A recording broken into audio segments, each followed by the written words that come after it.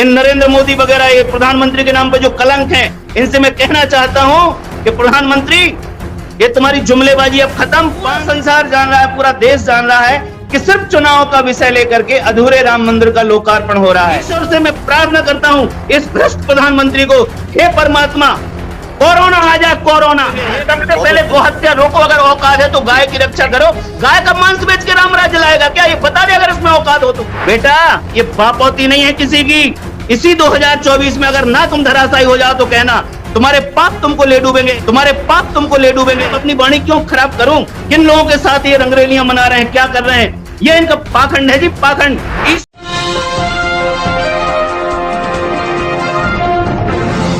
साथियों नमस्कार, मैं हूं नीरज पटेल और आप देख रहे हैं नेशनल जनमत। जैसे जैसे बीजेपी के शासन का समय बढ़ता जा रहा है, वैसे वैसे तनातनियों के, माफ करिएगा, सनातनियों के प्रभु श्री राम का कद बौना होता चला जा रहा है। याद करिए नारा, रामलला हम आएंगे, मंदिर वहीं बनाएंगे। मतलब रामलला की खुद से हैसियत नहीं थी कि वह अपना मंदिर बनवा सकें। मतलब सर्वशक्तिमान कहे जाने वाले प्रभु श्री राम को बीजेपी वालों को आश्वस्त करना पड़ रहा है कि टेंशन मत लीजिएगा, हम आएंगे तो मंदिर वहीं बनाएंगे। इसके बाद नारा आया, जो राम को लाए हैं हम उनको लाएंगे। मतलब राम खुद से आने की क्षमता नहीं रखते, राम को बीजेपी वाले लाए हैं इसलिए हम उनको लेकर के आएंगे। और अब हद कर दी। 2024 के लोकसभा चुनाव से पहले मोदी जी और प्रभु श्री राम की तस्वीर सामने आई, जिसमें राम बौने नजर आ रहे हैं, मोदी बड़े चरित्र में नजर आ रहे हैं और राम का हाथ पकड़े हुए कह रहे हैं, चलो तुम्हें मंदिर के अंदर प्रवेश करवा देते हैं। क्या इन तस्वीरों से तथाकथित राम भक्तों की नाजुक और छुईमुई वाली भावनाएं आहत नहीं होती?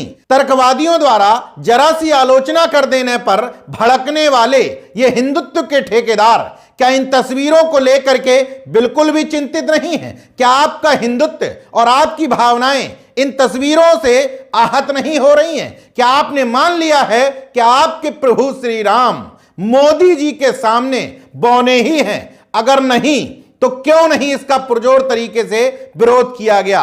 कर्नाटक बीजेपी के धुरंधरों द्वारा लाए गए इस पोस्टर से इतना तय हो जाता है कि बीजेपी के लिए राम का नाम, राम के नारे, राम के गाने महज और महज चुनावी स्टंट है, वोट बैंक की सियासत है। इस मामले पर स्वामी दयाशंकर ने न सिर्फ बीजेपी बल्कि प्रधानमंत्री नरेंद्र मोदी को जबरदस्त तरीके से रगड़ दिया। हालांकि जिस तरह के शब्दों का इस्तेमाल स्वामी दयाशंकर ने किया है वो एक संवैधानिक पद पर बैठे हुए व्यक्ति के लिए नहीं होना चाहिए। लेकिन मोदी जी के शासनकाल में राजनीति में नैतिकता की बात, शब्दों की मर्यादा की बात करना बेईमानी है। संसद के अंदर जब इतने विवत्स शब्द बोल दिए जाते हैं तो ये महंत जो शब्द बोल रहे हैं वो संसद के हिसाब से तो कम ही हैं। तो आप भी सुनिए, स्वामी दयाशंकर आखिर प्रधानमंत्री नरेंद्र मोदी से इतने भड़के हुए क्यों हैं? इनकी बुद्धि हो गई है भ्रष्ट मोदी जी की जी। क्योंकि इसके पीछे जो देश का अभिशाप है ना, इनकी जो पत्नी है ना, वो भले ही प्रेशर में कहती हो कि नहीं हम जैसे भी हैं ठीक है, लेकिन आप अच्छी तरह से समझ सकते हो कि यदि मोदी जी ने एक पत्नी व्रत और संयम का परिचय दिया होता अपने जीवन में, यदि मोदी जी ने अपने जीवन में ब्रह्मचर्य का पालन किया होता, मोदी जी झांक के देख लें, ये ड्रामा चल रहा है ना कि रामलला को मोदी जी मंदिर में स्थापित करने जा रहे हैं, ये व्यक्ति कितना कृतघ्नी है, सनातन की मर्यादाओं का निरंतर उल्लंघन कर रहा है। इनका लक्ष्य था सत्ता अर्जित करना, इनको सत्ता मिल गई और सत्ता प्राप्त करने के बाद ये राम राज्य की बात करते थे। 2014 के बाद इनको कान खोल के हम बता देना चाहते, सुन लो मोदी जी और मोदी के सारे दलालों, देश का स्वाभिमान इनने दांव पे लगा दिया है और ये कह रहे हैं हम विकास कर रहे हैं। ये किसके बल पे विकास कर रहे हैं? जो गुलछर्रे उड़ाए जा रहे हैं, जो ढोल पीटे जा रहे हैं। अरे कर्ज लेकर के तुम ढोल बजा रहे हो, शर्म करो यार। इतना रक्त रंजित चरित्र है, ऐसे खून से सना हुआ चरित्र है इनका। इनने गुजरात में जो दंगे करवाए थे ना, ये झुग्गी झोपड़ियों में जो पेट के लाले हैं जिन विचारों के लिए, उनको मरवाया था इनने। इनने कोई ये जो वर्तमान अंडरवर्ल्ड के जो गुंडे पनप रहे ना इन लोगों के संरक्षण में, ये इनको नहीं मरवा पाते, ये मरवाते हैं झुग्गी झोपड़ियों में लाचार जिंदगी जीने वाले लोगों की लाशों के ढेर लगाए, और हिंदू मुसलमान का लेकर के ये बड़ा हिंदू का चेहरा बन गया और बड़ा भारी राम भक्त बन गया। हम इससे पूछना चाहते हैं कि तुम प्रधानमंत्री बनने के बाद 15-15 करोड़ की सब्सिडी कत्ल खानों को दिए हो कि नहीं दिए हो? मैं चैलेंज करके कहता हूं इस देश के इस गुंडा तंत्र को, इन नरेंद्र मोदी वगैरह ये प्रधानमंत्री के नाम पर जो कलंक हैं, इनसे मैं कहना चाहता हूं कि प्रधानमंत्री ये तुम्हारी जुमलेबाजी अब खत्म। मौजूदा दौर के इन तथाकथित साधु संतों में एक बात देखी जाती है कि सब एक दूसरे के लिए कहते हैं नक्कालों से सावधान, हम असली वाले हैं, वो नकली वाले हैं, हम 24 कैरेट मार्का वाले हैं। तो इसी तरह का बयान देते हुए स्वामी दयाशंकर कह रहे हैं जो फर्जी टाइप के साधु संत हैं वो अमर्यादित व्यक्ति को प्रमोट कर रहे हैं। उनका इशारा नरेंद्र मोदी की तरफ ही था। स्वामी दयाशंकर ये सब बोल तो रहे हैं, लेकिन शायद उनको पता नहीं कि अंध भक्तों की नजर में मोदी स्वयं भगवान का रूप है। इसलिए भगवान चाहे पत्नी को धोखा दे दे, चाहे भक्तों को धोखा दे दे, चाहे देश की जनता को धोखा दे दे, उन्हें कोई फर्क नहीं पड़ता।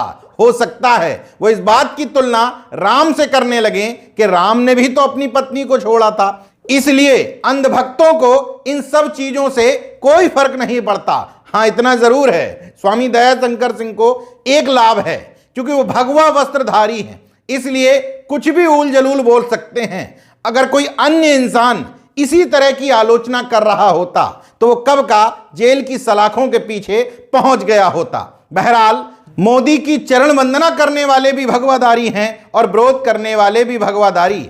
अब इनमें कौन 24 कैरेट मार्का है, कौन असली है, कौन नकली, ये तो मैं नहीं कह सकता, लेकिन इतना जरूर कहा जा सकता है कि बीजेपी और आरएसएस ने धर्म और राजनीति का घालमेल करके एक बेहद शानदार चाशनी तैयार की है। उस चाशनी में लिपटे हुए अंधभक्तों को एक ही लाइन समझ में आती है, न खाता न वही, जो प्रभु मोदी कह दें वही सही। देखते रहिए नेशनल जनमत, जागरूक और सजग बने रहिए। जय विज्ञान, जय संविधान, जय लोकतंत्र। धन्यवाद।